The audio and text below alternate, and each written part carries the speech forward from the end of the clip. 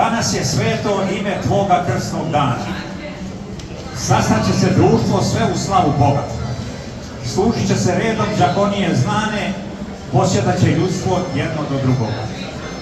Ti sjedati nećeš, ti ćeš sluga biti, nadgledati sofru i točiti vino, često će se sveto pominjati ime, sve će biti lijepo, otmeno i fino.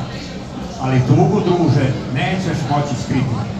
Kada biće neke uspomene krene, sjetit ćeš se oni što tu neće biti, umrlog u hlagu i dalekog mene.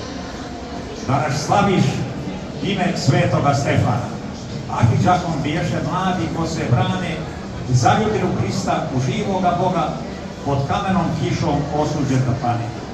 I mi ćemo, druže, već jednoga dana, ne tražeći ikog da zašta bude, poštujući pravdu, istinu i Boga, napraviti grešku vjerujuću ljude.